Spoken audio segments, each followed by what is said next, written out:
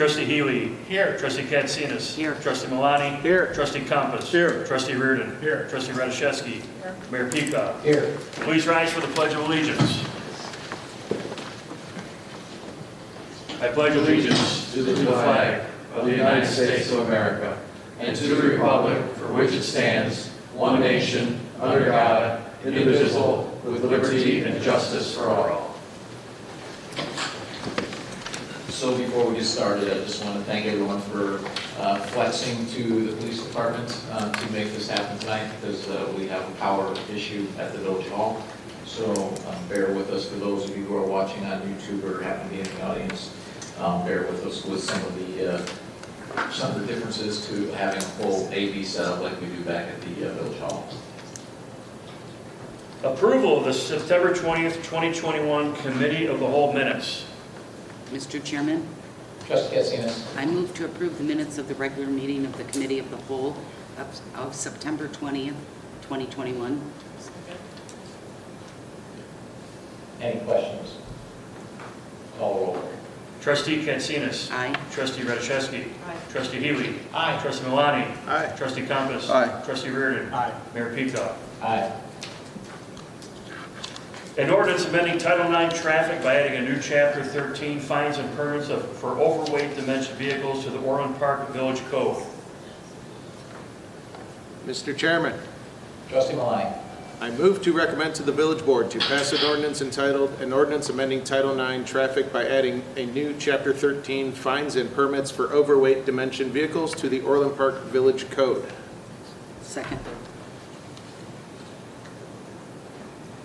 Could you give us a brief overview of this? The chief will give a little overview.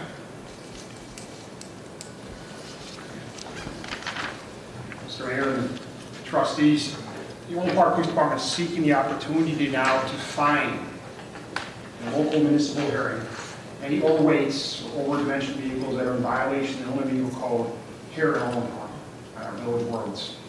Typically, in the past, we would send it to Bridgeview. They would plead that out, and the amount of money stemming from that fine would be very limited coming back to the village. Now, these vehicles would be operating on our village roads, which cause damages to our roads. That money would then be sent back to our road projects to reimburse that. These vehicles tend to be very damaging to our roads periodically due to overweights, and we want to address that and bring that fine back up. Any questions or comments?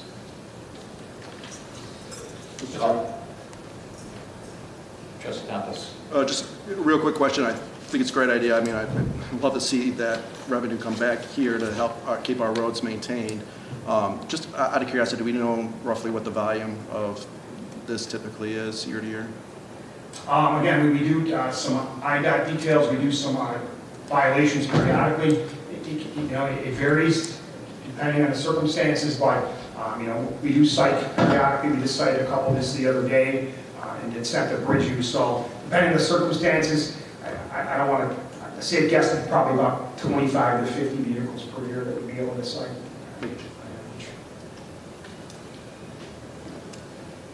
Any other comments? Call roll.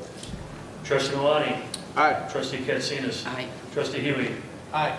Trustee Compass. Aye. Trustee Reardon. Aye. Trustee Radiszewski. Aye. Mayor Peacock. Aye. Authorization to sign the Oxcart permit system user agreement.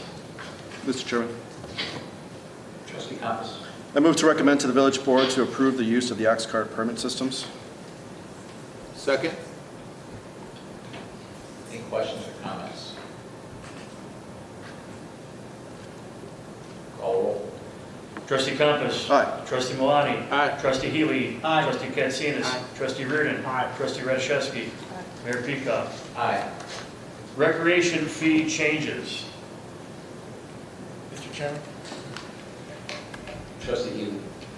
I move to recommend to the Village Board to approve increasing drop-in, open gym, soccer fees for residents, non-resident youth 8th grade and under, and non-resident high school and older, and increase gym and soccer field rentals for all rental categories in all recreation and parks facilities, effective November 1st, 2021, and to adopt a new fee structure for the Civic Center, which introduces a nonprofit fee, a fee for Orland Park businesses, and adds a fee distinction between rentals, which are resident, non-resident, and Orland Park, non-Orland Park businesses, effective November 1st, 2021. Second. Ray, could you give us an update, please? Happy to. Good evening. Okay, so we have three different things that I'm proposing to the board to consider. Sportsplex open gym fees, drop-in user fees for the gym and the soccer field, and restructuring the civic center fees. And part of this is just in response to the ever-increasing prices. As we know, minimum wage is going up to $12 an hour in January and will continue to increase through 2025. And of course, our supplies services continue to increase. We haven't increased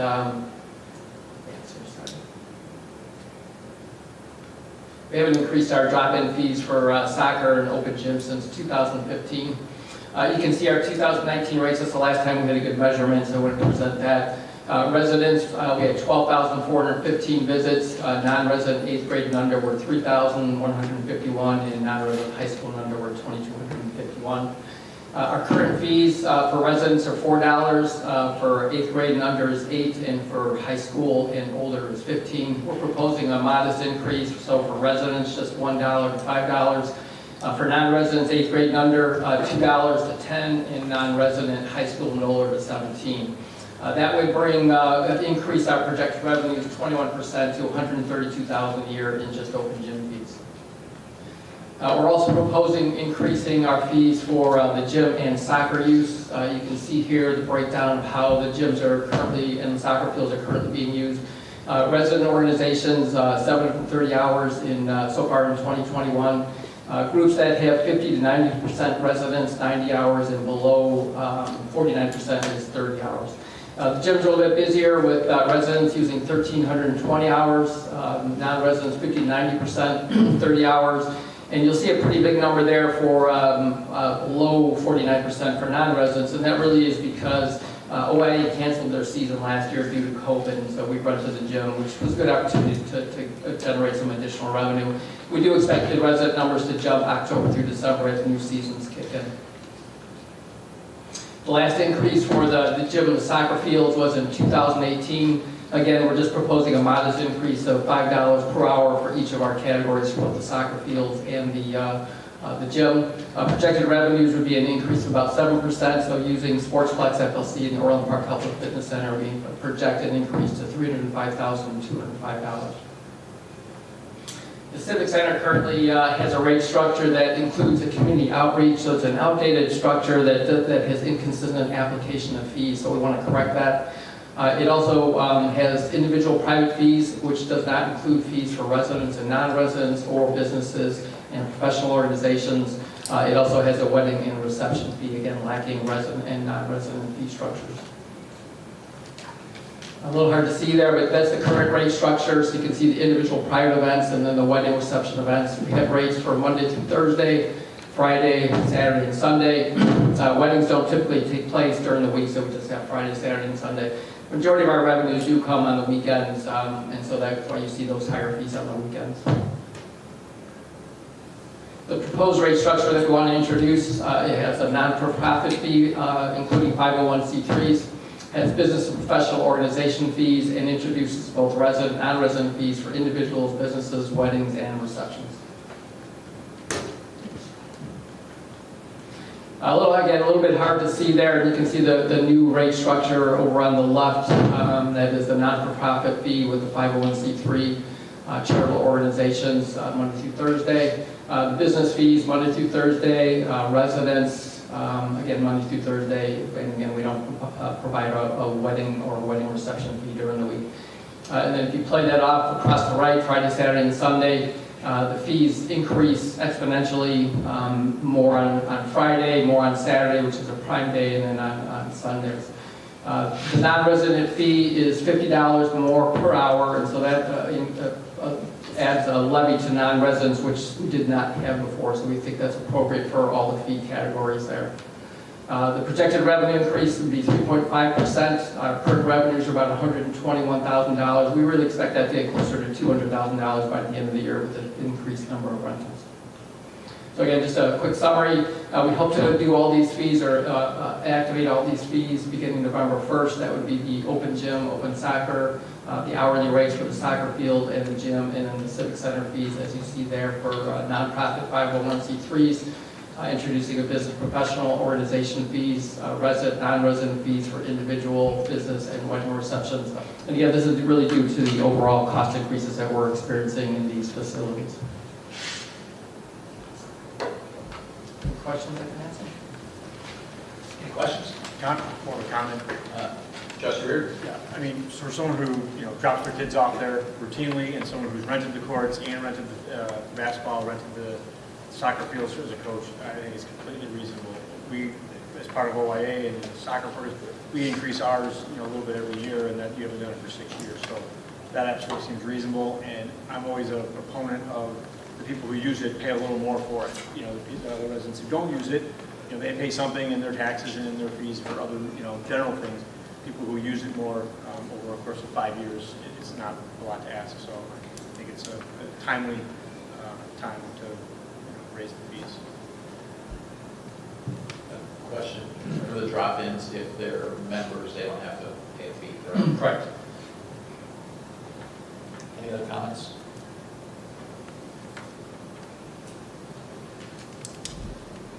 Sorry, I've had time again.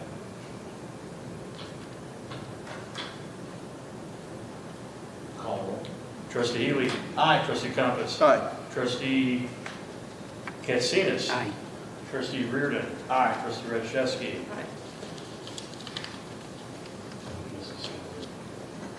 Trustee Malani. Aye. Mayor Peacock. Aye. 2021 Land Development Code Amendments 2. Mr. Chairman, Trustee Rachevsky. I move to recommend to the Board of Trustees to approve the Land Development Code amendments as fully referenced below. Second. Ed, if you could please give us an update on all Sure. these. Thank you, Mr. Mayor, members of the And village being board. that there are so many, we may stop you at each little section. I tried to provide it as a bridge to the summary as possible, so. But if there are But specifics, as you if there go are- through each one and talk about it, we may interrupt your briefing to ask those questions so that it's certified. absolutely. Feel free to ask for my attention if you want to say something.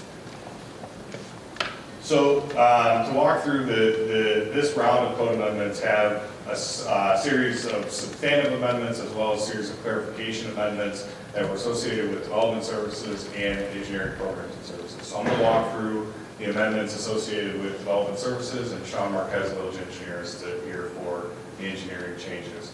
So to get started, we revised the residential district lot coverage bonus applications. And the main things to key off of here is we're not changing the requirements for lot coverage. The base lot coverage amount and the total amounts for a bonus for lot coverage are remaining the same.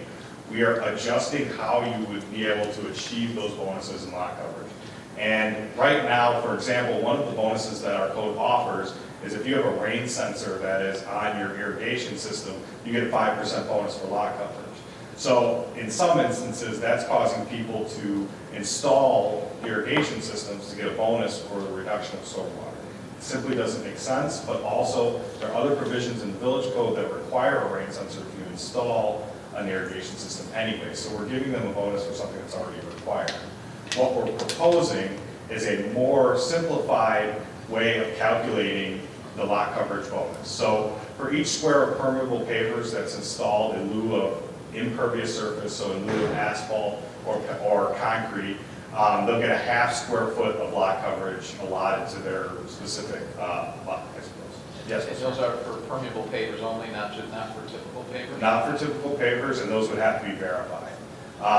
Additionally, if they are going to install naturalized landscaping, which is a difficult concept for some people to ascertain, we're going to provide some documentation on how to actually install an actual naturalized landscape area. But for each additional square foot of naturalized area, they'll get a 1 square foot bonus of lot coverage. And for each gallon of water detained by a rain barrel, dry well, or rain garden, they'll get a 1.5 square foot of lot coverage. All of these must meet installation and performance requirements that will likely come by way of a review through engineering, and then we'll have to maintain that record of the property that these exist, that they got these bonuses. So future owners, if they remove it, would not be subject to that bonus or may have to adjust what their lot coverage is. So if I read number 2 correctly, your typical landscape bed would get 1 square foot per square foot, is that correct, or does it have to have specific plantings? It has to have specific plantings that are designed to retain more water, or they're actually more prone to retaining actual water in the soil as opposed to a typical landscape bed. This is one that we've taken a few developments and we've been moving towards this from a general policy direction. This is requiring that the private maintenance of residential stormwater facilities and ponds, as of right now, the code allows for residential developments for both public and private maintenance as possibilities. But what we've learned is the village currently maintains about approximately 170 ponds, and the financial burden of that is significant.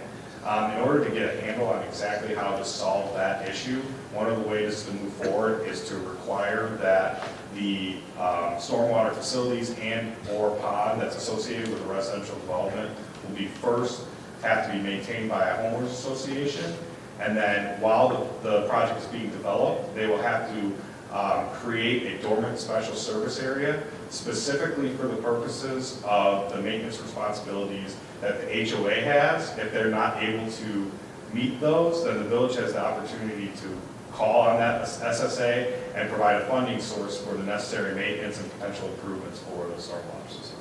So it's something we've discussed for some time, but this is the code amendment that allows it, and essentially just changes the language from the village accepting these ponds to the village approving them, and we're still responsible for enforcing the maintenance and things like that, but the financial burden will be placed on the homeowners that they benefit, or the HOA.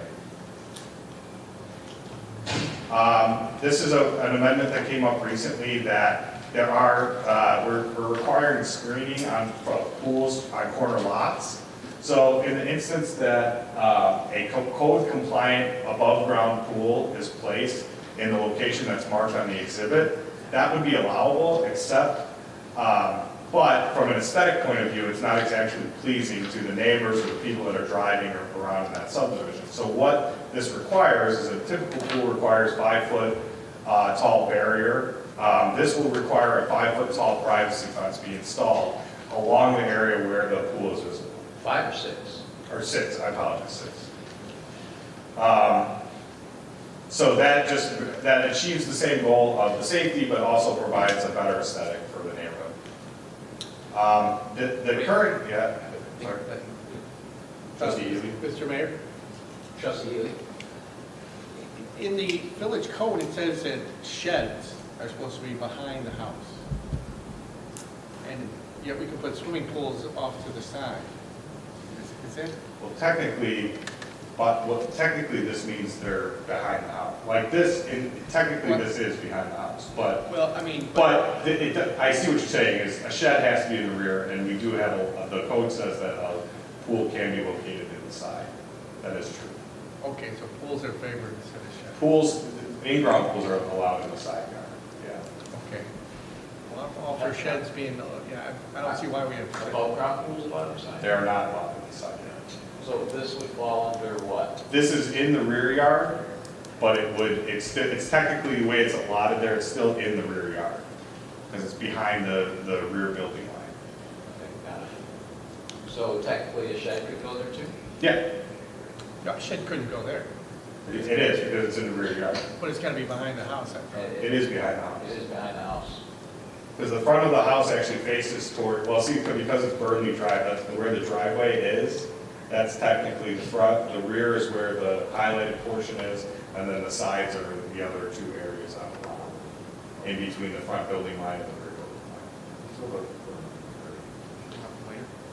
Yeah, so all this area here Beyond this line is the rear yard. This is all the front yard, and then the two sides. Okay, so to trustee Healy's point, how do we handle the shed? Because you could have the same problem where the shed can basically be outside their front window.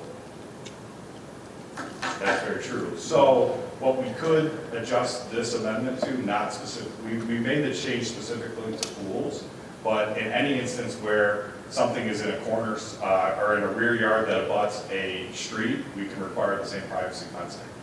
If the board chooses to make that change. I would entertain a motion to amend this motion to include sheds and other storage items or storage buildings to follow the same rules as pools. So moved. Second. Any comments on that?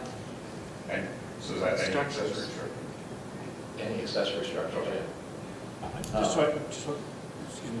Sure, trustee Reardon. Just so I'm clear, they would have to have like a privacy fence around like a shed then? Well, Isn't that what? yeah, so for example so if they put a shed at the very top of that, Yeah, where the purple is, yeah. right there, they put a shed right there off to the, right at the corner of the lot line up there. Right. So to the left, so all the way up, right at that corner right there, the red corner, which is because it has to be outside the easement. Right. So come down a little bit, there you go. They put it right there. They would have to have some kind of a privacy fence.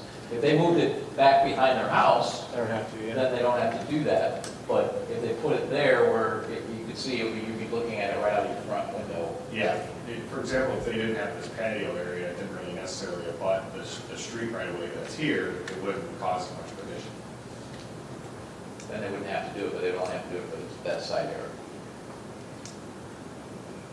Mr. Chairman, Trustee Katsinas? could we make that for any outdoor apparatus, like a pergola, doghouse, or any other structure? With the recommendation from the committee, we can look to adjust the language so it would cover all of those different types, and not just specific to sheds and pools.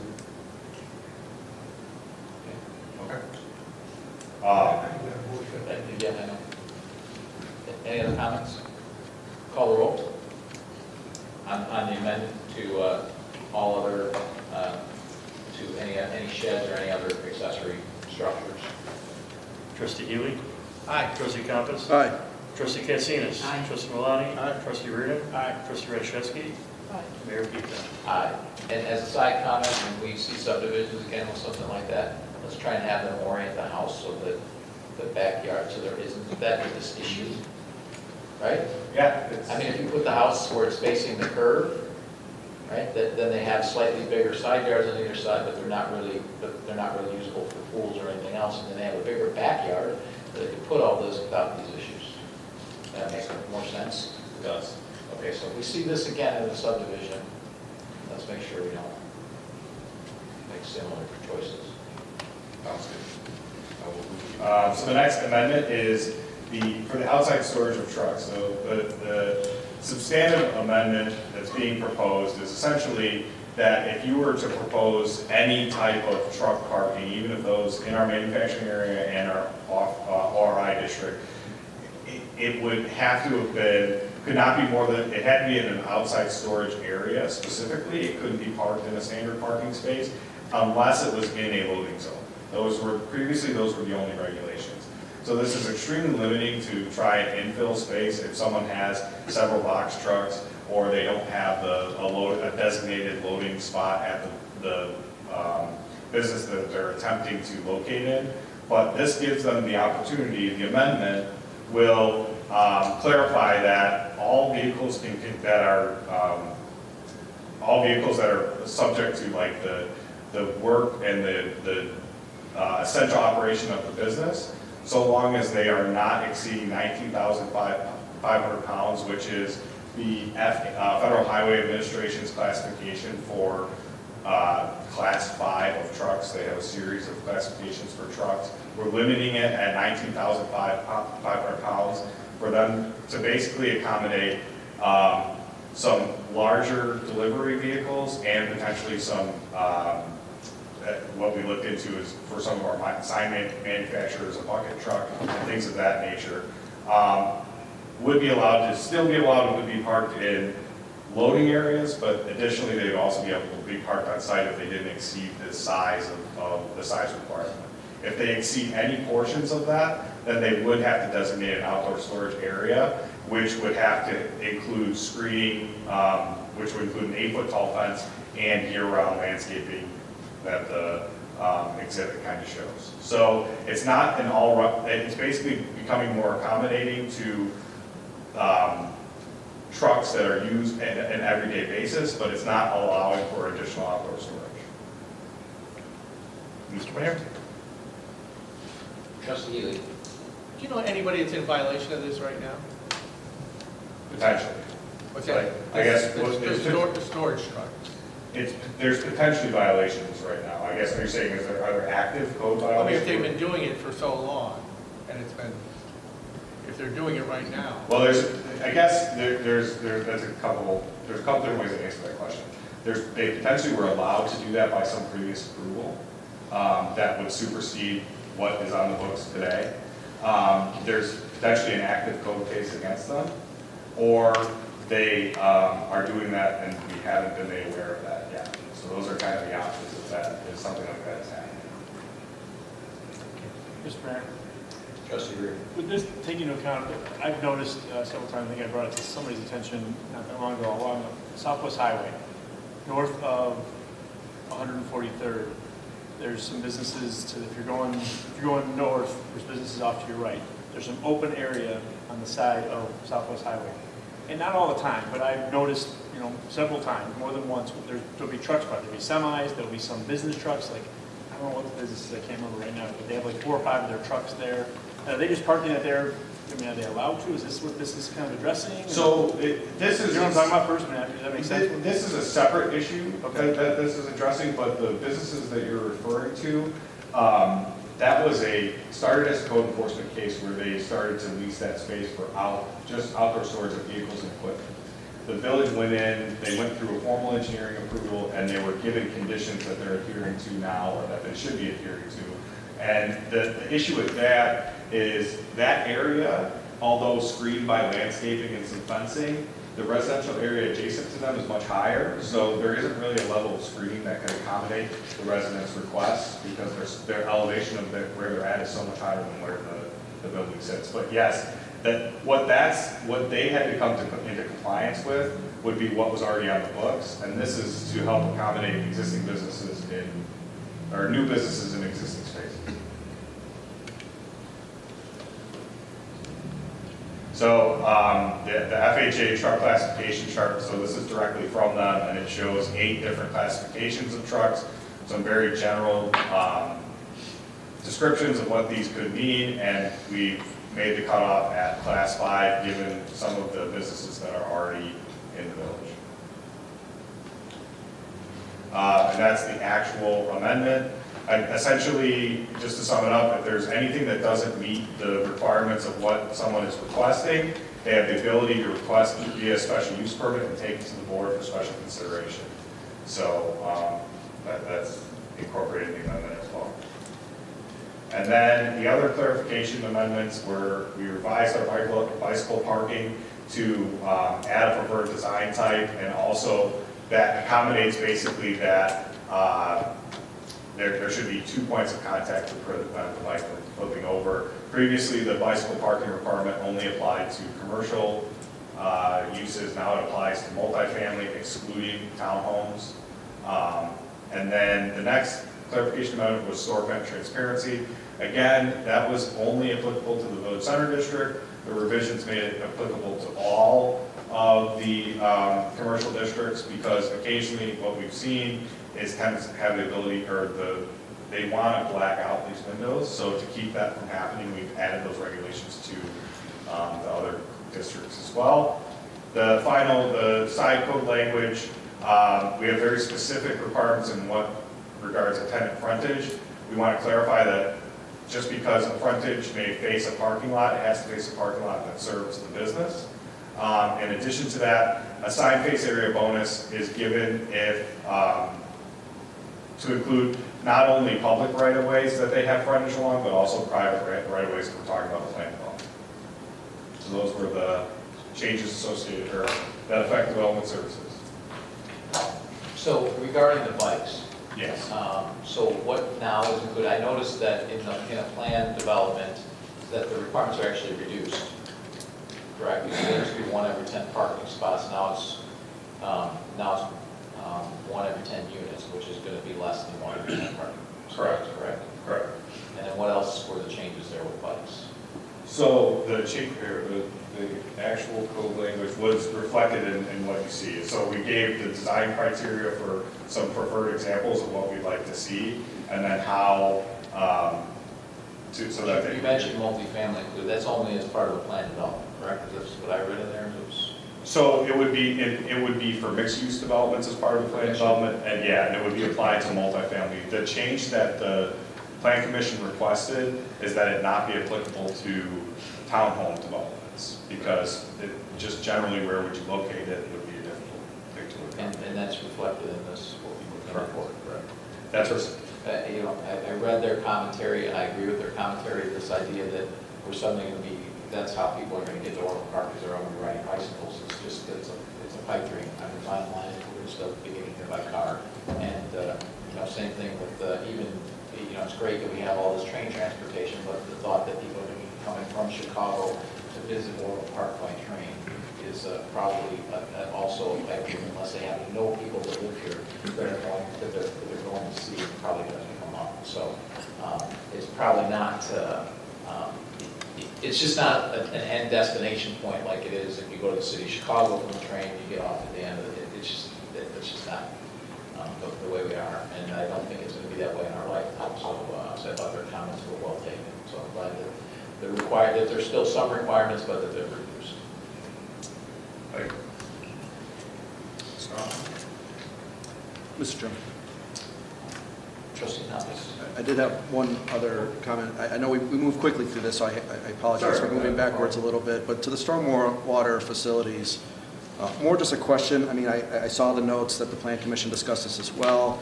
We've certainly seen occasions where the privately owned facilities have gone to disrepair, and then the village is left with a pretty substantial bill trying to fix that. So I guess the question is, what do we do to proactively police to ensure that these facilities are going to be maintained to the specifications? Sure.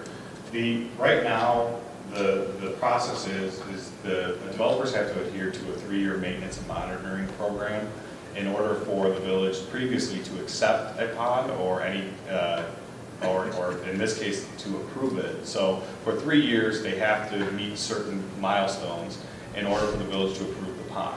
And basically, that is the outline for what a HOA would need to do in order to maintain the pond so that we wouldn't ever have to call on that SSA or it wouldn't come back to the village, right? So our intent is once the developer is making that transition from the transition to the homeowners association, that we'll be using that document to educate those that are going to take it over and record it against the property so that information is available to them. In addition to that, we can identify specific contractors that are well versed in actually making these survive and maintaining them properly. Okay, so that's good. We're training the owners about how to do it and give them access. But as far as the village's responsibility, how often are we checking in on these private facilities? That's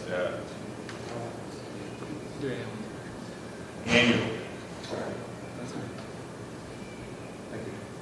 And one of the things on stormwater ponds, I know this has come up before at the previous board, is that we have over 100 already, and now we're going to be asking other people to carry a different burden than what the existing residents do, and I get that, I understand it, and it's a discussion we've had multiple times with going forward with this, and I understand that point of view, but also I'll go back to even the 70s here, where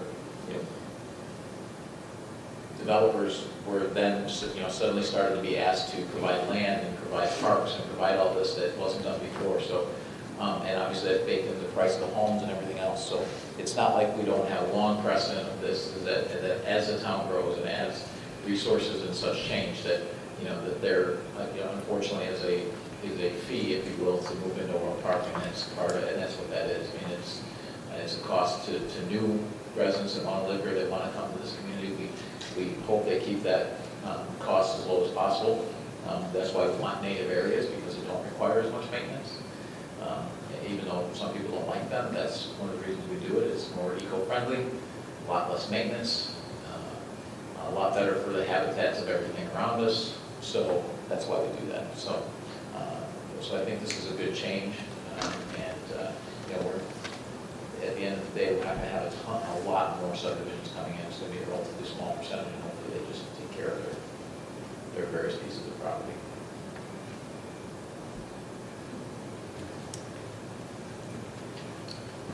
Thank you, Mayor. I'm going to cover the proposed engineering changes to the code. So I'll go through them piece by piece here. So section 301, we established the engineering department. We used to be part of development services.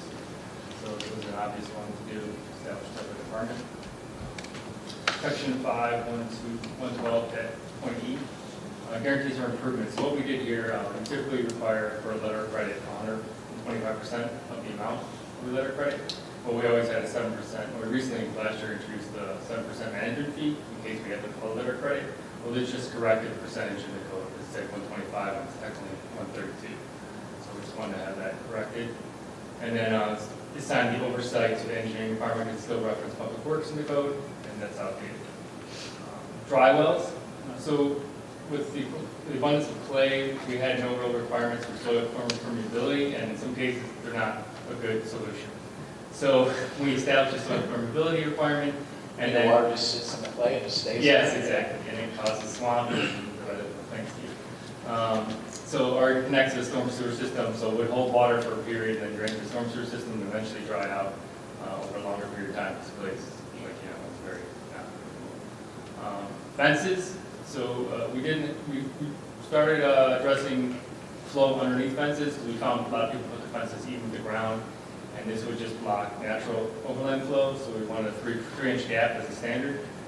In the code, does it say for solid fences? Because obviously fences that have that are ornamental fences, they can go all the way to the ground because there's nothing impeding flow. It doesn't reference the difference, but I can make an exception for, that's a good for open graded fence type styles. I'll entertain a motion to amend the code to make an exception for fences that are allow water to move on through them. So moved. Second. Trustee Any Thomas. questions or comments on that? Call roll. Trustee Healy. Aye. Trustee Compass. Aye. Trustee Katsinas. Aye. Trustee Malani. Aye. Trustee Reardon. Aye. Trustee Rashewski. Aye. Mayor Pico. Aye. Okay, so the second part of that is sometimes there's large overland flow routes through the area. It's very few and far in between. But in case that's needed, it may have to be hardened fringes, or in this case, it might have to be an open style fence so that water flows through. So, that really happens, but just need it there in case we run into it. So we have section 6405B, pavement thickness. So our code had old outdated references to the amount of type of thickness we allowed. The main one was the surface. It said 1 inch. Standard today, the minimum is 1.5 inch. So we adjusted that, and we also adjusted for the binder thickness, which is the second layer, from 3 inches to 2.25 inches. That's the standard we use today for pavement. Just bring that to current. Traffic study. So we looked at lowering the requirement threshold for commercial industrial from 30,000 square feet to 10,000 square feet, and allow more oversight to Director of Engineering. This came into play because there's instances now when we're building in areas where there's established traffic and a lot of traffic, and some of these types of businesses, even though they'll be under 30,000 square feet, but they could have high volume usage for traffic-wise, and they could impact greatly the existing system. So we want to have a better handle on that, and that's why we wanted more discretion as to allowing it, requiring it, and then not having it a requirement if we see fit. So it allows you to make it a requirement over 10,000 feet, but you don't have to make it a requirement. Yeah. You could make it if you say this is not an issue here. Yeah, like for example, like anything around 159th in the Grange, that's our probably busiest intersection. If we have something generating electric up there. So this makes something between 10 and 30,000 square feet. In order to not do it, it would be an exception granted by engineering as opposed to, otherwise they need to have it done. So it was previously 30,000 square feet, it went down to 10,000 square feet. Correct. What I'm saying is now, it's Yes. now at 10,000 feet, they have to do it unless we give them an exception Correct. for doing it. So as opposed to us asking for 10,000 feet, and say, oh, it's not in the code, why are we required to do that? Correct? Yes, and we've had that happen to us. That's understood. So 6406B, driveway apron slope. We established a maximum slope for new driveways at 8%. Didn't have anything in the code, and then there's an exception for existing driveways. If you want to maintain it, they can, and it's above currently, they can maintain it above. Sanitary system. So we started adding requirements for encapsulation systems or external sealing systems. Basically, it's the top of the structure. It's to prevent inflow and infiltration, which is basically means it doesn't allow stormwater runoff to come into our sanitary system. It's just abnormally for treatment. That was one change we did, and the other one was a TY connector requirement, so how the service would connect to the main line, how that would work, and found to try to specify a better way, so we had a more standard process for that instead of getting contractors proposing different methods. And then storm sewers, we're allowing for basically a plastic pipe. We didn't really have in the code allow for plastic pipe, and made the lowest requirement for new storm sewer 12 inches. Obviously, if there's existing storm sewer, there's exceptions because we're not going to put a larger storm sewer going into a smaller storm sewer. So, those are all the substantial changes. The rest are pretty just basic ones clarifying the code. So section 302C, accessory structures. Basically, any accessory structure is not going to be allowed in an easement.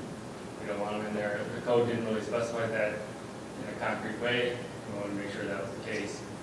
We also redefined tennis and basketball court section to sport court, just to make it more general. Section 409E, storm sewers, stormwater detention. We added language for under drain installation. So with a lot of these plantings, they put a lower level in the basins, and we want to make sure we don't get ponds, standing water that we don't want it, which would kill the plant life if it's too much water. So we gave ourselves more discretion to, we need more under drain, we require that. Get the type of plants we want to grow there. Section 305B and E, landscape tree preservation. So we added language regarding MWD Schedule R. So what Schedule R is for MWD is if someone builds a detention basin, have a mechanical structure for bottom control or even underground detention, it's recorded against their property on the Schedule R form, which says they're going to maintain it, and the next owner knows it's their responsibility to maintain it in perpetuity. So it's just another form to have property owners understand like this is what you're buying for commercial aspects. Sections 512, 6305, 6406, 6415C. We just added language for engineering department, director of engineering, because we oversee those aspects, and corrected some spots where it's a building division for building services. Last page here, sections 6406, 6408. Just updated IDOT specification references. They're confusing, weren't really clear, and then updated a reference to the standard specifications for water sewer main construction in Illinois. Say latest edition instead of the year. You don't want to do that. And then these multiple sections. The last one, just as director of engineering, place village engineer for oversight on engineering department approvals. Those are all the changes. Any additional questions? Any other questions? Call roll on the amended motion. Trustee Rashevsky. Trustee Healy. Aye. Trustee Katsinas. Aye. Trustee Malati. Aye. Trustee Compass. Aye. Trustee Reardon. Aye. Mayor Peacock. Aye.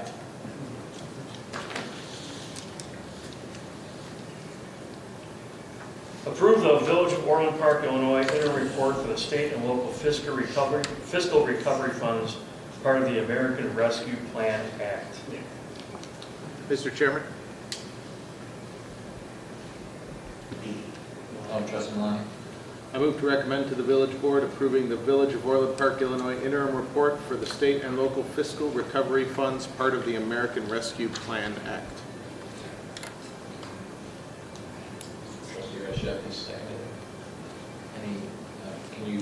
update on that, please? Sure, thank you, Mayor, trustees. Tonight I'm going to provide a brief overview of the American Rescue Plan Act, specifically the coronavirus local fiscal recovery funds and how it impacts Orland Park. There's also an agenda item tonight, a resolution I'm going to discuss a little bit as part of this presentation. So the first I'm going to talk about the coronavirus local recovery fund, our interim report, what the eligible spending categories are, how it affects Orland Park, and what we are currently intending to utilize those funds for. And then when I talk about the resolution, we talk about the categories of cities and what specifically is meant by metropolitan cities, and then to further discuss Orland Park's specific allocation. So the American Rescue Plan Act is infusing billions of dollars, in fact $350 billion intended to turn the tide of the pandemic. So what I'm going to focus specifically relates to the coronavirus state and local recovery funds. It's two very similar but separate programs. There's a concept of metropolitan cities, and these are cities and villages that are over 50,000 in population, and they get funds directly from the federal government. Non-entitlement units, or cities and villages that are below $50,000 or 50,000 in population, get their funds allocated to the states and then distributed to those NEUs, or non-entitlement units. When we talk about non-entitlement units, what I'm talking about, or what the legislation refers to, community development block grant entitlements. So entitlement communities typically are over 50,000 and meet certain criteria. But I'll discuss that a little bit more later. According to the legislation and the guidance, there are specific spending categories that these funds can be utilized for. Support public health, address negative economic impacts, replace lost public sector revenue, and then invest in certain types of water, sewer, broadband infrastructure. And within these categories, recipients can have some broad latitude, broad flexibility to decide how best to meet their community's needs. There are specific restrictions that these funds cannot be used to pay down debt or make pension contributions. They really want funds to go into projects, and so there's some churn, some economic churn based on where that money is going. So Orland Park is going to utilize the revenue reduction, or the lost revenue component. In the guidance, based on the last 4 or 5 years of nationwide data, local government owned source revenue increased by 4.1%. So that is the percentage increase identified in the legislation, where any dollars less than a 4.1% increase can be identified as a revenue reduction. There's also, if there was greater growth, we could use a higher percentage if we had greater growth. We did not have higher growth during those preceding 3 or 4 years, so we can apply the 4.1%. So from 2019, the audited financial statements in 2019 to 2020, we actually had a revenue reduction of $8.7 million. We have been allocated just over $5 million, so we have the ability to identify all our allocated money as lost revenue or revenue replacement, revenue reduction. So what we're planning to utilize these monies, the money for is the design and the renovation components phases of our community parks. And we heard a presentation from Ray a couple weeks ago discussing that overall program. And we think this is a very good application of these funds, because it meets a lot of the criteria that is intended by this program, specifically promoting equitable outcomes with the broad variety of abilities and interests that we will be meeting the objectives of broad variety of interests and abilities throughout the community. So providing additional infrastructure and amenities for a wide variety of folks. We've had a great deal of community engagement through meetings with community groups and individuals, reaching out to residents with survey instruments and things along those lines, and providing that option available to all residents in the community. It results in added services, benefits, amenities for of all interests and abilities. Now, we don't have a specific budget that's going to be developed throughout the master plan portion of it, but that we think hits a lot of the objectives intended by the programs. So just to speak for a moment on the resolution. So there's a resolution tonight requesting that Orland Park be treated like other non-entitlement units in Illinois. So as I mentioned, the legislation treats, the term is metropolitan cities, and that's for any city or village that's over 50,000 in population. And that includes CDBG entitlement cities and non-entitlement cities. There's not a differentiation in the legislation that those two categories of communities are treated differently. They are both allocated funds based on criteria, the CDBG criteria. So the entitlement communities have a certain need, and so they're measured to those standards. And then there are communities that are measured by those same criteria that do not meet those objectives and meet those needs. So they're basically treated differently. For non-entitlement units, there's no consideration on any CDBG criteria. They are provided funding through the states on a per capita basis. So the CDBG criteria include items such as poverty, population, housing overcrowding, and age of home. And in these categories, Orland Park rates well, which means it's the inverse of CDBG criteria. So we are not an entitlement city, so we do not measure well to achieve additional funding in CDBG criteria. In Illinois, there are 46 what's termed metropolitan cities. Of those 46, 35 of those, most of those are CDBG communities, entitlement communities. They have been allocated more than the $135.94 per person. And that's the rate that the non-entitlement communities in Illinois are receiving under this act. There are 11 metropolitan cities in Illinois that have been allocated less than that because they don't meet the CDBG criteria that are identified. In fact, when we did the calculations, Orland Park has the lowest per capita allocation of any metropolitan city, of any city in Illinois, at $86.59 per resident. So our current allocation is just over $5 million based on the criteria. If we were to receive the same allocation per resident, that would be $7.85 million. That's a difference of about over $2.85 million. So this specific resolution intends to ask the state to make Orland Park whole and keep make us whole with the $135.94 per person that is in Orland Park. As you can see, the current allocation of the total amount, we're getting about 64 cents on the dollar compared to if we were provided the full allocation at $135.94. So that's the overview of what I was talking about tonight. If there are, I'm happy to answer questions that you may have. Mr. Mayor? Trustee Healy. Kevin, who makes the decision on whether to approve our request? Is it the feds or is it the state? What this resolution is intending to send it to the states.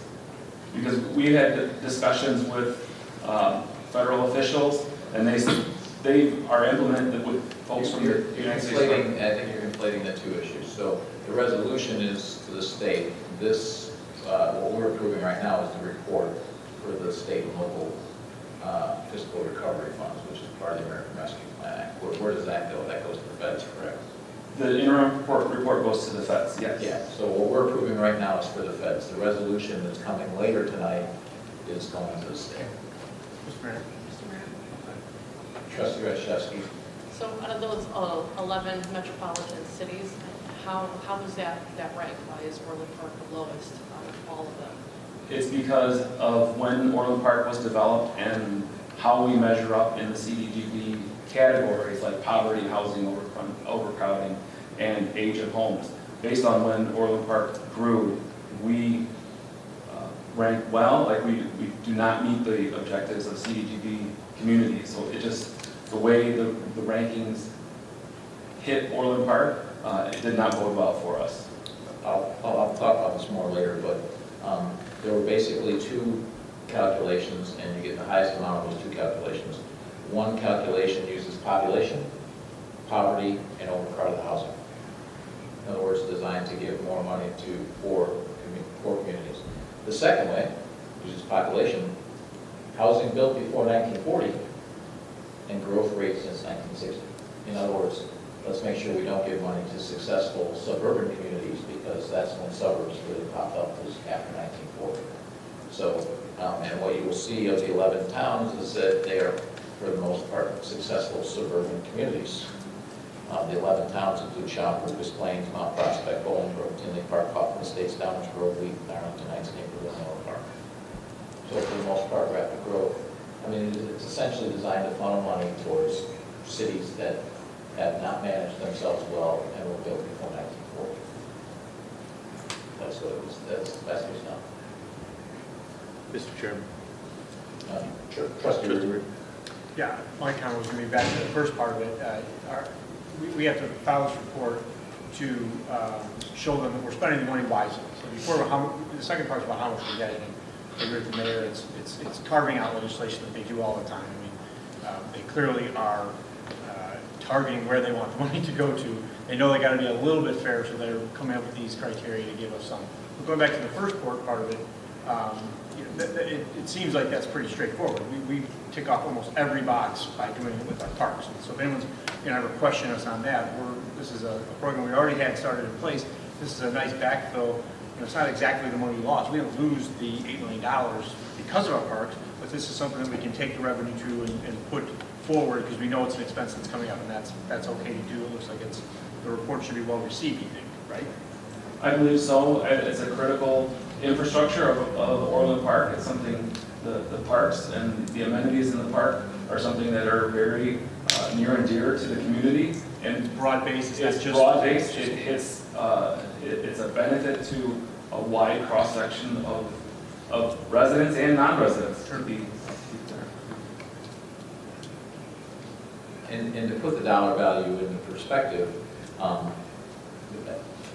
Congress is essentially saying that the citizens of East St. Louis are worth 16 times more than the people of Orland Park. They're saying that the citizens of Chicago are worth 8 times more than the people of Orland Park. Oak Park has got about 52,000 people, a little over. Because this is the last census data is what it's based off. We've got almost 58,000 people. We're getting 5 million, they're getting 38 million. They have a higher household income than we do. Evanston, home of Northwestern, is getting 43 million, or about 7 times more per person than we're getting. So that's what's happening. I'm going to have more comments on this on the resolution, as you might imagine, but that's what's happening. Trustee Maloney. I think Kevin pretty much answered most of my questions I had, and you just hit the topic that I was looking at. And it's amazing how you look at this and how the CDBG equation the inputs can be tweaked, and that's where the money flows. It's disturbing, to say the least. And it's legislative. The Treasury can't do anything about it. It's by law. So your congressman voted for this. Both of the congressmen of Orland Park voted to do this to you.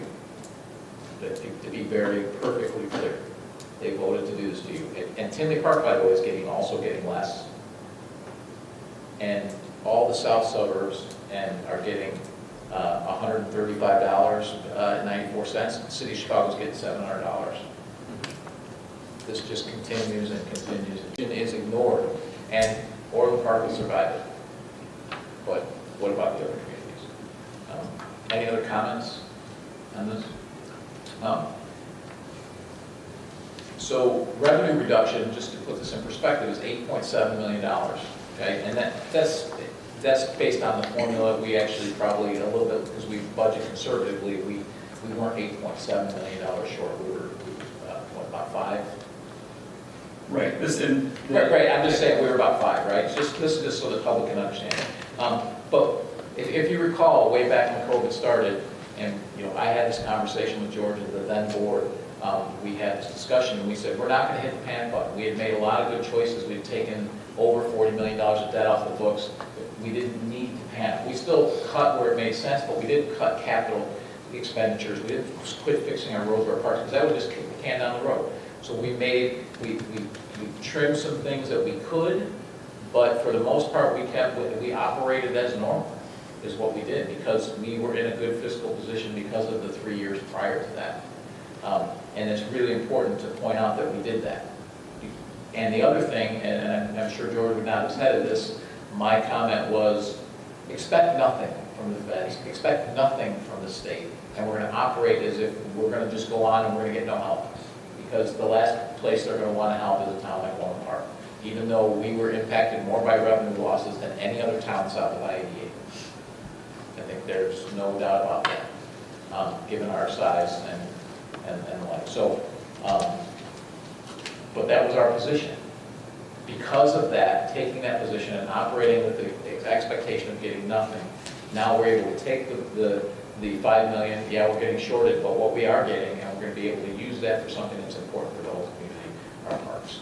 So it's because of all the decisions that we made over the last couple of years, including the previous board, that put us in this position so that we can do this. And actually, in other places are plugging their gaps. They're plugging holes. We don't have any holes to plug. We're actually using this to advance. Advanced things are good for residents. So just keep that in mind. It's because of the fiscal discipline of the board, of staff, and all the hard work of all of our employees to help make that happen over the course of the last year. So I don't want that to go unnoticed. Call the roll. Trustee Malani? Aye. Trustee Radichevsky? Trustee Healy? Aye. Trustee Katsinas? Aye. Trustee Compass? Aye. Trustee Reardon? Aye. Mayor Kika? Aye. Rental housing fee changes, Village Code Section 582. Mr. Chairman, Trustee Malani. move to recommend to the Village Board of Trustees to approve an ordinance that incorporates the changes to the Village Code, Section 5-8-1, as fully described in the above staff report. Second. Give us a brief summary. Sure. Currently, the rental housing code requires that, there aren't any slides associated with this, but currently the rental housing code requires a $50 registration fee, plus they're inspected on a triannual basis. So annually we'll get $50, and then on that inspection year for single-family dwellings, we'll get $150. For what was in the code previously, duplexes, we get $200, and for any building above 3 units, we get $200, plus $50 for every unit above 3, or above 2, I'm sorry. So as you can see, it's a little bit confusing that we have the code now, and there are different types of rentals that are emerging. We see a lot more rental townhomes than we did previously. So initially, we went to adjust the code to change the definitions, but what we found out, there's a subsequent problem of a lot of landlords will understand the process when they initially register, but then they pay, for the next 2 years, they only pay $50, so we get a lot of calls as to why is there this spike. So what we did is we looked at the current fee structure, spread it evenly across the 3 years, so they won't see a jump, but it incorporates the revenue that we would have received anyways. So right now... So we basically took their 3-year total and divided it into 3, and we passed that along, so they see the same bill every year, they plan for it, and then we inspect every 3 years like we did before. And in addition to that, every single unit, there won't be a different structure. They will all pay $100 for the first unit and $15 for every additional unit afterwards, regardless of the type.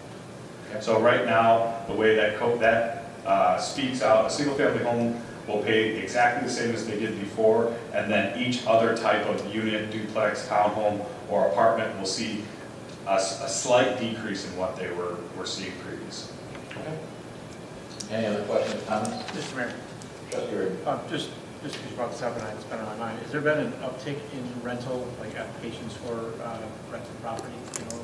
I think generally we're still seeing a lot come online, so we are going to see more. We are seeing more rental product, but we're also seeing instances where people are choosing to rent out their registrations. It's been generally consistent, but we are seeing that at least being proposed as a development project more and more. Yeah, we see a lot of them being proposed, but then a lot of them, they can't build by right, so they're not being approved. I think the key thing here is to remember that we're still number one in the whole country for owner-occupied homes for towns over 20,000. That's in the entire United States, so you just have to keep that in mind. Correct. And I guess the other thing we should make sure the public knows is that we can't control if someone rents their house or their townhouse by law. They're entitled to do that if they decide to do so. We can, however, put things like this to ensure there's inspections and things like that, so. That's Exactly. This is in support of our crime-free rental housing, but it makes the administration of it a little bit easier because you're eliminating all of those phone calls on the inspection year as to why I paid $50 last year, why isn't $300? Makes sense. Any other comments? Call the roll. Trustee Malani? Aye. Trustee Katsinas? Aye. Trustee Healy? Aye. Trustee Compass? Aye. Trustee Reardon? Aye. Trustee Rachevsky? Aye. Mayor Peacock? Aye. Is there anybody here to speak? Is that it? Any other? Okay. I'll entertain a motion to adjourn. So moved. Second. Call the roll. Trustee Compass? Aye. Trustee Malani? Aye. Trustee Healy? Aye. Trustee Katsinas? Aye. Trustee Reardon? Aye. Trustee Rachevsky? Mayor Peacock? Aye.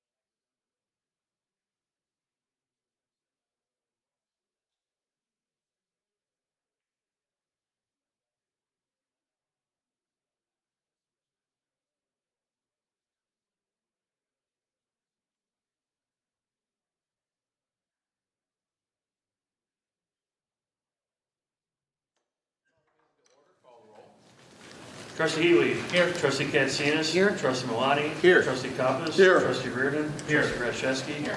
Mayor Peacock. Here. Please rise for the Pledge of Allegiance. I pledge allegiance to the flag of the United States of America and to the republic for which it stands, one nation, under God, indivisible, with liberty and justice for all.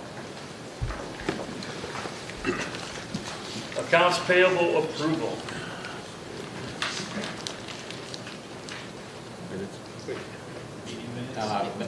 Minutes first. Oh, sorry, you were correct. Wrong one. Approval of the September 20, 2021 regular meeting minutes. Mr. Chairman, Trustee Katsinas. I move to approve the minutes of the Board of Trustee meeting of September 20th, 2021. Second. Any changes? Call roll.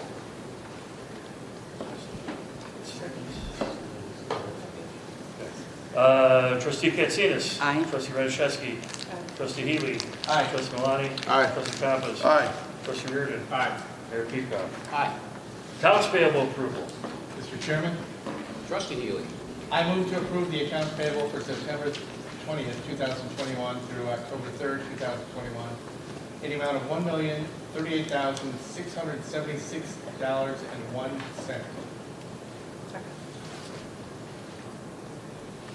Any questions or comments? Call roll. Trustee Healy. Aye. Trustee Rashewski. Aye. Trustee Katsinas. Aye. Trustee Malani. Aye. Trustee Compass. Aye. Trustee Reardon. Aye. Mayor Peacock. Aye. Consent agenda.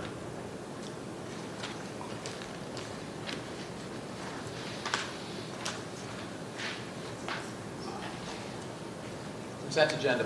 Item A, payroll approval. Item B, disposal of equipment, recommended ordinance. Item C, an ordinance amending Title IX traffic by adding a new Chapter 13, fines and permits for overweight dimensioned vehicles to the Orland Park Village Code. Item D, authorization to sign the Oxcart permit system user agreement. Item E, second addendum to inducement agreement BMW Orland Park. Item F, an ordinance amending Title IV, Chapter 7 of the Village Code regulating water discharges related to storm and sanitary sewer. Item G, fertilization and weed control contract extension. Item H, Oakley Avenue stormwater improvements bid. Mr. Chairman, Trustee Compass. I move to approve items A through H. Second. Call the roll. Trustee Compass. Aye. Trustee Malani. Aye. Trustee Healy. Aye. Trustee Katsinas. Aye. Trustee Reardon. Aye. Trustee Rashewski. Mayor Peacock. Aye.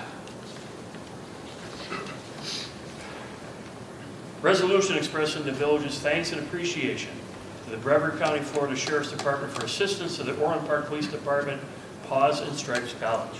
Mr. Chairman, Trustee Compass. I move to adopt a resolution entitled Resolution Expressing the Village's Thanks and Appreciation to the Brevard County, Florida Sheriff's Department for assistance to the Orland Park Police Department, Paws and Stripes College. Second. Any comments before I read the resolution?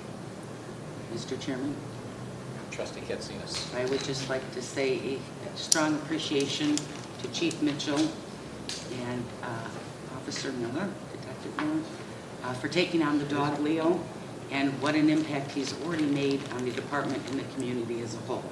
So thank you and your family, because I understand he's living with you now, so thank your wife and your kids for having Leo as well.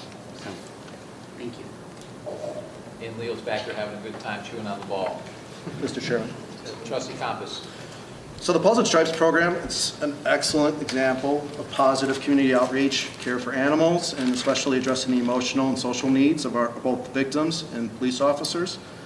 So while Leo's been getting a ton of attention, and we've been seeing Officer Miller and Leo out about town with many pictures, I'd also like to thank and acknowledge his handler and partner, Officer Rich Miller.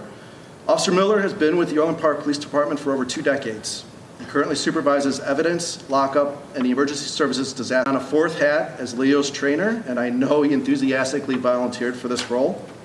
I'm personally thrilled to see Officer Miller in this role because I know him to be an outstanding police officer with a very deep passion for Orland Park.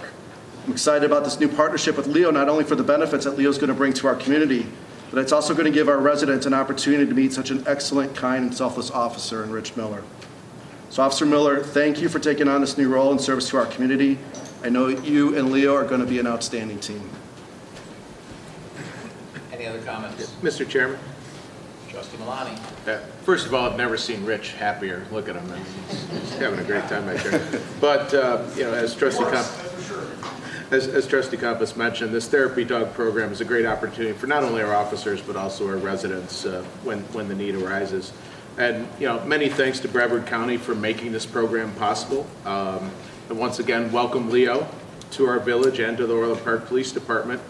I also received word this weekend that Leo was granted a trauma kit from another organization called Protecting Canine Heroes. This kit contains life-saving first aid and trauma supplies for Rich as well as Leo. So we'd like to thank them for their contribution as well. Any other comments? So I'm going to read the resolution. Whereas the Brevard County, Florida Sheriff's Department has established a comfort dog program known as Paws and Stripes program. And whereas as a part of the program includes the law enforcement multidiscipline crimes against children therapy dog training, which is reserved for law enforcement personnel and is a 40-hour training course utilizing dogs from no-kill animal shelters trained by incarcerated inmates to assist law enforcement officers who may encounter children with behavioral and emotional disabilities.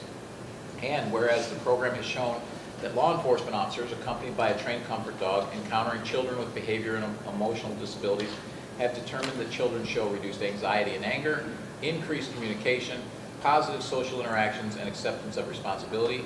And whereas Orland Park Police Assistant Support Services Manager Rich Miller enrolled in and successfully completed the 40-hour law enforcement and multidiscipline crimes against children therapy dog training through the Paws and Stripes College portion of the program. And whereas the Brevard County Sheriff's Department provided to the Orland Park Police Department its newest department member, Leo, a black Labrador, who's back there, at no cost to Assistant Support Services Manager Rich Miller for the dog or the training. Now, therefore, be it hereby resolved that the President and the Board of Trustees of the Village of Orland Park, Cook, and Will County, Illinois, express their deep appreciation to the Brevard County Sheriff's Department that the village accepts Leo as its newest police department member, and the village expresses its thank you to the said Sheriff's Department for the training provided to Assistant Support Services Manager Rich Miller. So thank you very much. I appreciate it. And we really could have used him the last few years on the board floor. We'll let you know if we need him in the future. So thank you very much.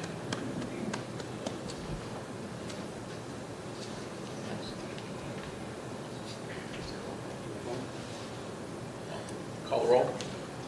Trustee Compass? Aye. Trustee Rashevsky? Aye. Trustee Healy? Aye. Trustee Katsinas? Aye. Trustee Malani? Aye. Trustee Reardon? Aye. Mayor Pico? Aye. Elevated tank number 7, electrical improvements, Omnia Co-op JOC order contract proposal. Mr. Mayor, Trustee Healy. I move to accept the Omnia Co-op JLC proposal number R200103 from Core Construction of Peoria, Illinois, and award a contract in the amount of $180,092.36 plus a $16,800 contingency for a total amount not to exceed $196,892.36, and authorize the village manager to execute all related contracts subject to attorney review, and to authorize the village manager to approve change orders not to exceed the contingency amount. Second. Any comments? Call the roll. Trustee Healy? Aye. Trustee Katsinas? Aye. Trustee Malani? Aye. Trustee Compass? Aye. Trustee Reardon? Aye. Trustee Rashevsky? Mayor Pico? Aye. Monument sign agreement, 159th Street and Harlem Avenue approval. Mr. Chairman. Trustee Radiszewski. I move to approve entering into an agreement with TCCI LLC to allow the village to construct a brick monument sign on private property near 159th Street and Harlem Avenue, and authorize the village manager to execute the agreement subject to village attorney review. Second. Any questions or comments? Mr. Chairman. Trustee Compass. So somewhat related, but just, in terms of the bid process, in this case, we saw 19 firms download the bid packages. but only 2 were submitted. So I guess my follow-up question is it possible for us to get feedback on why firms do not submit? My mind goes likely to could be labor shortages, but the idea that they still downloaded the package makes me wonder if there's something about our requirements that could be discouraging things. So I'm just wondering if it's possible to get feedback.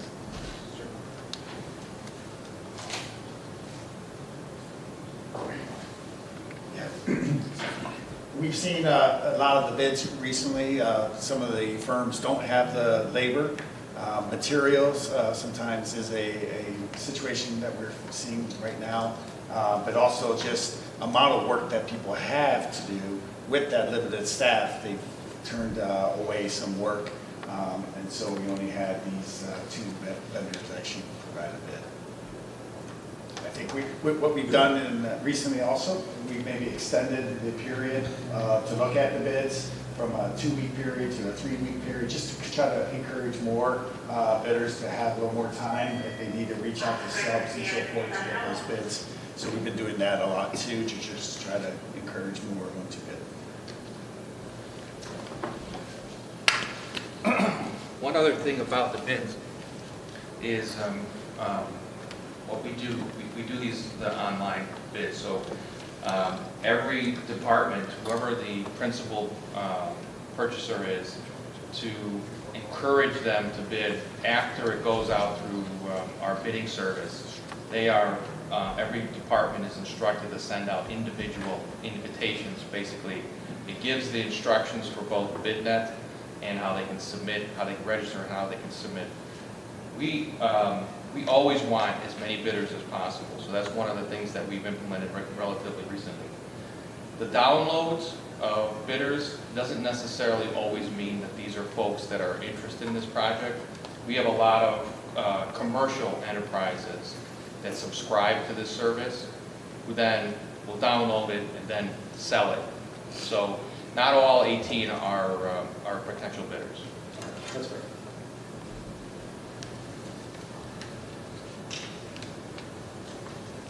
Any other comments? Call the roll. Trustee Radiszewski. Aye. Trustee Healy. Aye. Trustee Katsinas. Aye. Trustee Malani. Aye. Trustee Compass. Aye. Trustee Reardon. Aye. Mayor Pika. Aye.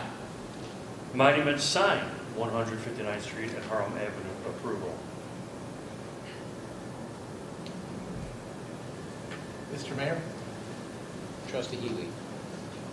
I move to approve awarding ITB 21-051 to V3 Construction Group Limited of Woodbridge, Illinois for $67,985 and authorize the village manager to execute all related contracts subject to village attorney review. Second. Any questions or comments? Call the roll. Trustee Healy. Aye. Trustee Malani. Aye. Trustee Katsinas. Aye. Trustee Compass. Aye. Trustee Reardon. Aye. Trustee Radiszewski. Aye. Mayor Pika. Aye. Asphalt pavement maintenance 2, bid award. Mr. Chairman, Trustee Katsinas. I move to recommend to the village board to accept the bid from Advantage Paving Solutions, Inc. in amount not to exceed $72,216. Oh, I'm sorry. And authorize the village manager to execute all related contracts subject to the village attorney's review. Second. Any questions or comments? Mr. Chairman. Trustee Compass. So just one quick thing I noticed about the contract in here. We had it marked that we're accepting the price under Exhibit A, which was the proposer's bid. But I just want to point out that the proposer's bid said that that fee was not to be construed as a lump sum. So I just want to make sure that we get our, that the contracts are aligned on what the actual total amount is. I understand that we're approving a budget here, but I just want to make sure that the documents are aligned. So, Joel, I believe this is based on unit prices? Yes, it's based on unit prices. So once the contractor goes out, he has a cost per that linear price of work of full depth or partial depth. And we do that in the field with our engineer, with them, and we agree upon the amount that to be expensed based on that linear feet of work. Any other questions? Call the roll. Trustee Katsinas. Aye. Trustee Radiszewski. Aye. Trustee Healy. Aye. Trustee Malani? Aye. Trustee Compass? Aye. Trustee Reardon? Aye. Mayor Pico? Aye. Metro East Townhomes Development Petition for Special Use Permit for a Plan Development, Site Plan, Landscape Plan, Elevations, Plat of Subdivision. Mr. Mayor, Trustee Healy. regarding case number 2020-0681, also known as Metro East Townhomes, I move to approve a special use permit for a planned development for the Metro East Townhomes in the Village Center District as recommended at the August 17, 2021 Plan Commission meeting and at the September 7, 2021 Committee of the Whole meeting, and as fully referenced in the motion below. Second. Any questions or comments? Mr. Chairman. Trustee Compass. So in reviewing the version 5, version 6 plans, I just want to make sure that we're aware. I had some conversations with the developer and with our director here. So some things that you may have noticed, that the parkway south of the intended Harlow Lane, currently listed as 5 feet. I'd seen a discrepancy where when you add up the distance between the building and the curb, it was 3 feet, and then the movement of the sidewalk only gained you 1.5 feet, but I've since learned that the CAD drawer, the person responsible drew it to the wrong line, so there is 6 inches there. So that should be truly a 5-foot parkway. The parkway that's north of Harlow Lane right now is listed as 6 foot. That's just simply a mistype error. It's been corrected, and that should be 5 feet instead. With regards to the one-way street in front of buildings 6 and 7, now that it's a road, I just want others to know that there's not currently a sidewalk under V6. Ed shared the relevant code with me, and it's under our discretion, but I just wanted everyone to be aware that's another exception that we're granting here. I'd certainly rather have the extra parking that this provides, but understand that it goes somewhat against the spirit of the VCD with regards to pedestrians and bicyclists. I do appreciate the efforts made to increase guest parking to 19 spaces. It's much improved. However, I remain concerned about the overall density in this space, with the only 2 exits being on 143rd. It's clear that there are some concerns around this already, given that one of the exits is restricted to only the westbound lanes of 143rd.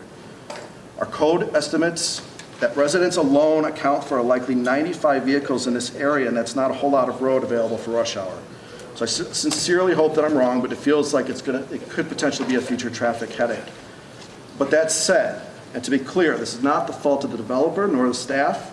It lies at the feet of the prior board that created the VCD. I believe that the boundaries and the goals of the VCD is worthy of future conversations by this board. During the past meeting, I heard references to a more urban vision where cars are no longer needed.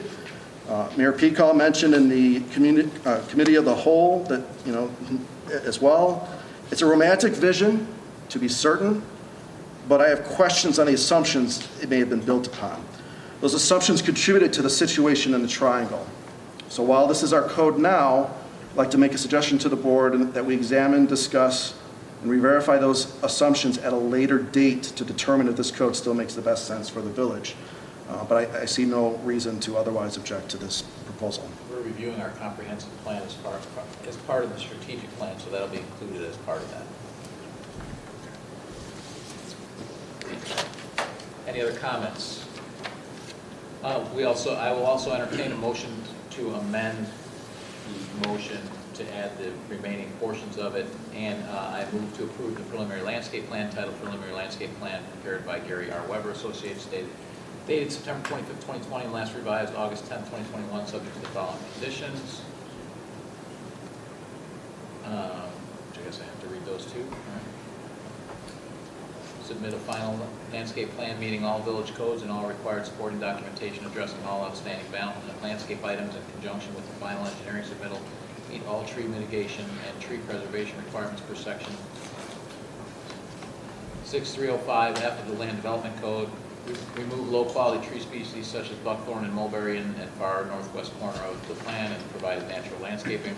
Provide pedestrian-scaled lamp posts to provide adequate lighting along the promenade and eastern landscape walkway. Provide a cash in lieu of land donation and park cash is finalized at the time of the development agreement. And I move to approve the elevations titled 5-unit building mixed preliminary character elevations prepared by BSB Design dated August 27, 2021, and 6-unit building mixed preliminary character elevations prepared by BSB Design dated August 27, 2021, exterior material exhibit collections 1 through 4, subject to the following conditions: meet all building code requirements and final engineering requirements, coordinate the proposed elevations from the blue building footprints on the site plan, provide alternate building and elevations to ensure that windows are not aligned from each other, and to provide visual interest at the end of the blocks. And I move to approve the plat of subdivision titled Preliminary Plat Subdivision of Metro East, prepared by Semcon Ltd, dated September 17, 2020, and last revised August 27, 2021, subject to the following conditions: submit a record plat of subdivision to the village of approval,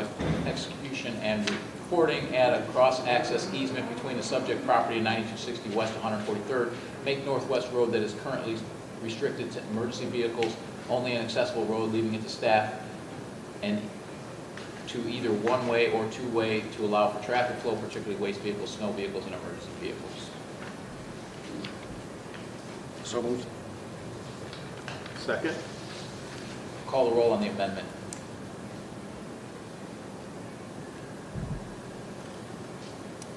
Trustee Malani?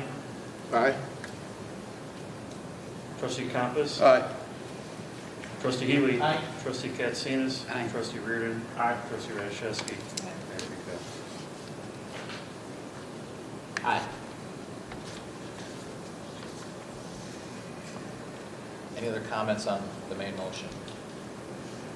Call the roll on the amended motion. Trustee Healy? Aye. Trustee Reardon? Aye. Trustee Katsinas? Aye. Trustee Malani? Aye. Trustee Compass? Aye. Trustee Rashewski? Mayor Pico. Aye. Recreation fee changes. Mr. Chairman, Trustee Malani. move to approve increasing drop-in open gym and soccer fees for residents, non-resident youth, 8th grade and under, and non-resident high school and older, and to increase gym and soccer field rentals for all rental categories and all recreation and parks facilities effective November 1st, 2021, and to adopt a new fee structure for the Civic Center which introduces a nonprofit fee, a fee for Orland Park businesses, and adds a fee distinction between rentals which are resident and non-resident and Orland Park and non-Orland Park businesses effective November 1st, 2021. Second. Any comments? Call the roll. Trustee Malani? Aye. Trustee Compass? Aye. Trustee Healy? Aye. Trustee Katsinas? Aye. Trustee Reardon? Aye. Trustee Rashewski? Mayor Pico. Aye. Resolution requesting that the Village of Orland Park be treated similar to non-CDBG cities in Illinois. Mr. Chairman, Trustee Katsinas. I move to approve a resolution entitled Resolution Regarding Requesting that the Village of Orland Park be treated similar to non-CDBG cities in Illinois. Are there any comments? Mr. Chairman, Trustee Malani. in the committee of the whole, we heard that, our calculated loss is, roughly over $8 million, and that we'll be receiving, if approved, slightly over $5 million. So we also heard that if the calculations were based on a per capita rate, we would have received close to $8 million, just coming pretty close to breaking even, which would have been nice. However, when we look at, similar sized municipalities, like 50 to 57,000 people, such as Oak Park, who received $38 million, Berwyn, which received $31 million, Normal, Illinois, with $10 million, and Oak Lawn with $7.5 million, we come in at the bottom of the list, as we talked earlier, at just over $5 million. In my opinion, I think this is absurd. I did a little research, and one of the founding principles on fund distribution in Cook County, they mention a phrase in here, and we rise together. I'm uncertain how this imbalance of funds drives rising together. I also fail to understand how using a CDBG criteria to qualify non-CDBG municipalities makes any sense. So I'm all for this resolution. Thank you. Mr. Mayor? Thank you. And one thing I should point out is that, for those people who may say, well, why are we asking the state to do this? We actually met with the Department of Treasury on this issue, and there were two options, because this is written into federal law, so the Treasury can't make any adjustments. It either requires an act in Congress to change the law, or we can ask the state to use its funds to make the changes. Obviously, getting Congress to do anything is pretty much a non-starter, so that's why we're taking this approach. Trustee Healy. The first tranche of COVID funds granted by the government was obviously a year ago, and we were supposed to get $9.5 million, and we only got $500,000 thanks to the fair adjustment by Cook County, who kept the money and basically stole it from us. Here's the second wave of COVID money, and we're left at the bottom of the barrel of the state for this, and this is a reflection of the gerrymandering that goes on, that we're not represented, and it leaves a bad taste in our mouth for how we're treated by the state of Illinois, and I feel like we're oppressed by, and I don't know why. I think we're law-abiding, decent people here. I don't know why we are shorted time and time again. Thank you. Any other comments? So my comments are as follows. I said in the cow that I would have some more to add. The redistribution of wealth in this country never seems to end. The ARP funding per capita for towns less than 50,000 is $135.94 per person. This money was given to the state of Illinois and is distributed to all towns in Illinois not receiving funds directly from the federal government on a per capita basis. If Orland Park received the money in this manner, like over 1,300 other towns, we would receive approximately $7.9 million or $2.9 million, $2.8 million more than we are currently receiving. Instead, we thought this would be a good thing. We receive our money directly from the federal government, as our population is over 50,000. The federal government calculates payouts in two ways and gives communities the highest of those two calculations. The first way uses population, uses poverty and overcrowded housing. The second way uses population, housing built before 1940, and growth rate since 1960. This, as noted, is written into federal law. It's pretty clear when you look at the drivers of this formula. The law was written to ensure that money was directed to larger urban areas that have been poorly managed over the last 60 years or 80 years, and away from rural towns, small suburbs, and large successful suburbs that have grown over the last 60 years. Using this formula, the Village of Orland Park was given $5 million, $2.9 million less than we would have received through the per capita formula. It is dead last out of 46 communities in Illinois getting money directly from the government on a per capita basis. Orland Park has approximately 58,000 residents. To put this in perspective, Oak Park with 52,000 residents and a higher median household income, so they have a higher wealth per capita, received $39 million. Evanston, the home of the very affluent Northwestern, received over $43 million. To be clear, Congress has put a value on the worth of our citizens. Congress has placed that value of the average citizen of the United States at $135.94. They also say that Orland Park residents are only worth $86.59 each, or 36.5% less than the average citizen in the United States. They've put a dollar value on it. That's how much we're worth to them. Both Congressman Newman and Congressman Rush, who are our representatives, made sure that Chicago received over $1 billion by voting for this horrible bill. They think the residents of Chicago are worth over 8 times, they're 8 times more valuable than Orland Park residents, more than 6 times more valuable than Tinley Park residents, and 5 times more valuable than Oak Lawn and other south suburban residents. This is yet another slap in the face to the south and southwest suburbs, this time by the federal government and our congressional representatives. Orland Park is well run, so we'll survive. But we think that it's only fair that the state appropriate approximately $21 million of the billions of dollars of ARP funding given to Illinois to fully fund Orland Park, as well as the other 10 communities that were short per capita. And they should be funded to the per capita amount given to the over 1,300 other communities in Illinois. Thank you. Call the roll.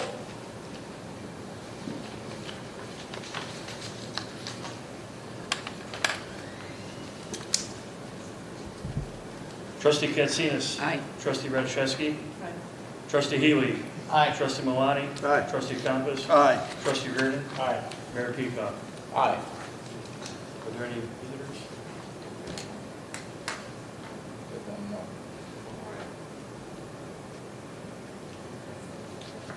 Oh, sorry. Approve the Village of Orland Park, Illinois interim report for the state and local fiscal recovery funds, part of the American Rescue Plan Act.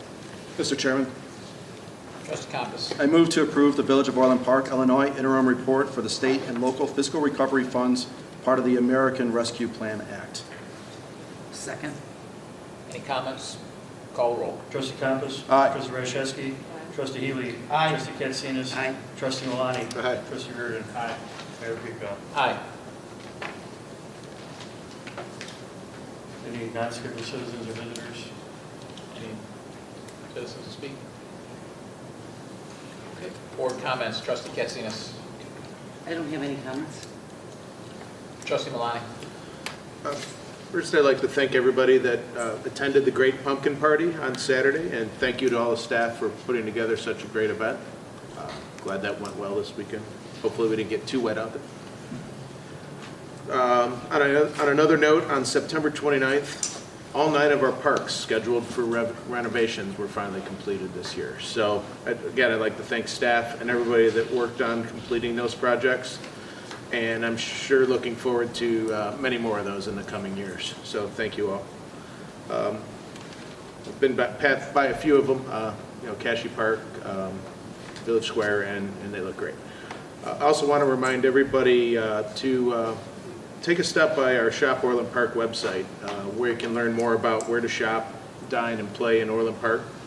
The website can be found at shopop.org.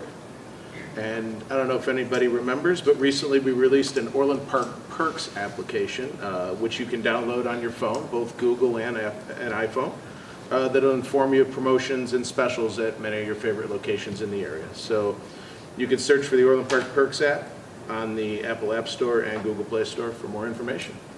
So thank you all, and have a great night. Trustee Compass. So thank you, Chief, and the Police Department for hosting us tonight. Haven't seen where the executive session's going to be, but I'm hoping it's not the lockup. In the interest of building on Orland Park's strengths, I'd like to thank Public Works employee of the quarters for Q2 and Q3, namely Pat McLaughlin and Tony Noto. Just like to read briefly, as quickly as I can, how they were recognized. So for Patrick McLaughlin, for commendable achievement in the performance of his duties to maintain the village's water infrastructure, Pat oversaw the completion of over 43 work orders throughout the village that ensured safe drinking water to residents. Additionally, he effectively balanced day-to-day operations and worked on stormwater improvements in 3 parks that saved over $120,000 in construction costs. Focusing on attention to detail, Pat aggressively tackles water breaks with no mishaps and takes great pride in his work. He's considered a Swiss Army knife. He can be counted on any task. He's a leader and a mentor to our junior staff, leading by example and never having staff do something he wouldn't do himself. Pat continues to demonstrate a can-do attitude in the Utilities Division and is a valued member of our team in Public Works. And then for Tony Noto. For commendable achievement in the performance of his duties for third quarter of 2021, Tony Noto expertly coordinated contractor work at Tower 7, ensuring timely removal of Sprint assets and police department equipment so the structure can be painted and electrical work upgraded. In coordination with PLC replacement completion that will improve communication between pump station and outlying water and sewer assets. In addition, he completed standard operating procedures at the main pump station for continuity of operations and for APWA accreditation. Tony's tenacity, self-confidence, and willingness to lower costs and improve efficiencies with water and sewer infrastructure is a great example among Public Works. So thank you to Tony and Pat.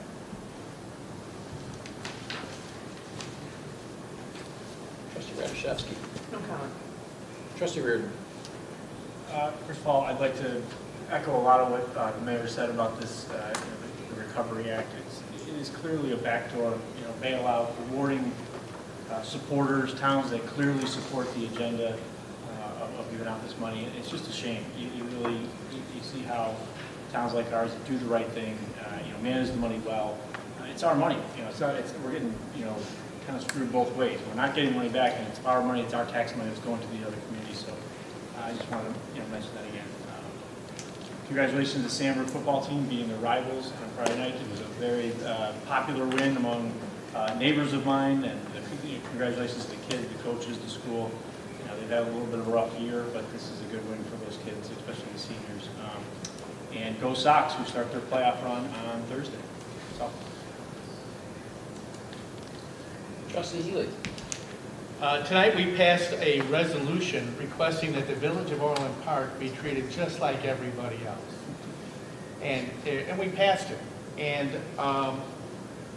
when I was reading this over the weekend, I thought, well, why do we keep passing these resolutions? Talking about how the governor is oppressing us, the tyranny that we suffer from these people and that. And then I was, aren't they a waste of time for us to do that?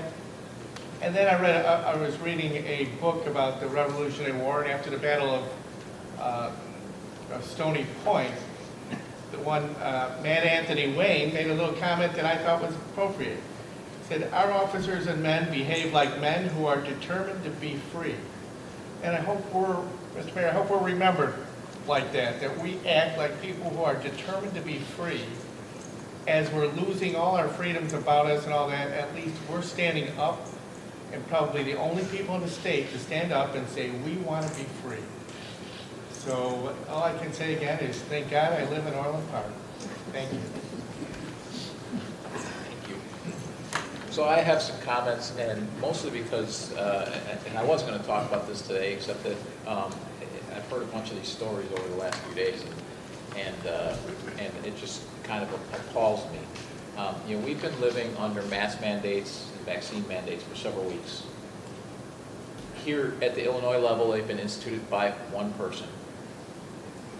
At the U.S. level, they've been instituted by one person. That is not the way that our form of government is supposed to work. To give you some stories, I know a nurse who gave birth not too long ago, several weeks ago. Before giving birth, was diagnosed with COVID, actually was cleared from that just prior to giving birth. Is going to be, now so she has COVID, she has immunity from COVID, but she's going to be required to take a vaccine while breastfeeding, which has never been tested or studied by the vaccine companies, in order to go back to work, or she loses her job. She's got more, we know she has more immunity from COVID, but we're going to force her to take this that has never been tested. That's here in the state of Illinois. Teachers are being mandated to take a vaccine or test every week. They're being sent to test to places that have COVID testing, which are full of people who are sick with COVID symptoms, to get a test. So we're exposing all of these teachers to all kinds of people with COVID to get tested, which, oh, by the way, is not going, if they get it at that testing facility, is not going to show up in that test and bring it back to the schools. And the schools, many of these teachers teach kids that aren't even eligible for the vaccine, so they're being forced when they're 1/10 of the, or 1/15 of the population of the school, they're being forced to get a vaccine. It just doesn't make sense. And we're exposing them to COVID, to getting sick. And I received a letter requesting, or all mayors actually received a letter through the Illinois Municipal League that was sent by the governor requesting us to take Afghan refugees. And they said that Afghan refugees get health screening, including the option to get a vaccine. When asked, why is it not mandated? Because they have rights. I mean, you can't make this up. Afghan refugees have rights, but Illinois citizens don't. And then when asked for metrics, which happen time and time again, what are the metrics to get rid of these mandates? No answer. Well, test positivity for the last 7 days across the state is 2.7%, which is well under any metric we've ever used in the past. I mean, basically there are no metrics. It's just the whim of one person. We need to put a stop to it. At the U.S. level, mandating for businesses over 100. Let me tell you a little bit about how that works. If you're a restaurant chain, okay, who doesn't have franchises, but you have a chain of restaurants, So, think of Bonefish or somebody like that. You have over 100 employees, maybe not at one restaurant, but across all of your restaurants, okay? If you're a pizza place, okay, that is across the country, you have more than 100 employees. Well, what happens when you mandate your employees get vaccines? Well, they go across the street to Joey's Pizza, who has 10 employees, because they don't want to get a vaccine, and they go over there. So you lose all their employees. So we're going to drive businesses out of business. There's no thought to the ramifications of this. We've already heard the stories in New York City and elsewhere of hospital staff that is leaving. Our hospitals are short-staffed as it is. We have hospital staff, and from what I hear from hospitals around here, it's primarily the people who are not vaccinated are primarily mothers or women of childbearing years because they just don't want to get a vaccine. And oh, by the way, we've also never tested vaccines against pregnant women either. So we've never done a trial on that. So we're going to lose more people from our healthcare system that's already overwhelmed and already has not enough people working in it over this mandate. We're also court-martialing soldiers who are mandated to get the vaccine who had COVID already. They're immune. If they refuse, we're going to court-martial them. We're going to give them a less than honorable discharge. When asked, this administration, nationally, when asked about migrants getting COVID, their answer was, they're not staying here for long. They're not staying here permanently. Really? So where are the migrants from Haiti going? Are they going to Canada? Are they going to Antarctica? They're just passing through? I think they're staying. So again, non-citizens have these rights, we do not. It's time for Congress and the Illinois State Legislature to act. Stop this madness before we further damage our healthcare system, before we damage the military readiness. They need to act. Act as a legislature. Please, I implore both of them, please stop this madness. So on a lighter note for the board members, Trustee Healy just kind of mentioned it a little bit about, hope that history shines well upon us for some of the decisions we made. I will tell you already that I've heard this a few times this weekend, what a great job that Orland Park has done throughout this crisis, but something I've heard probably 4 or 5 times in the last 5 days is from businesses that either came here or want to come here because of the actions we've taken through this and how we've followed the legislative process and we've allowed people to make choices by giving them information. These are businesses that are choosing to come to Orland specifically for that reason because they want to be here. But today I heard it, and I've heard this before, but today I heard it from a new resident who's been here for 9 months that we specifically came to Orland Park and relocated because of how this board has handled this and allowed people to make decisions. So if you have any doubts about whether or not we've been doing the right thing by giving people the facts and letting them make their own decisions, it's certainly shown in the data, it's shown in the numbers, but it's also shown in how people behave. I think you see it when you go through town, and I don't know how other towns are because they're mostly here, but people are pretty respectful of one another regardless of their choices. And I think that is a testimony to the board, it's a testimony to staff, and it's a testimony to the residents of Orland Park. One thing that I would like to say, though, to the residents, anyone who happens to be watching this or watches any part of this, is, we did a community survey, and one area where we were, doing less well than others was transparency.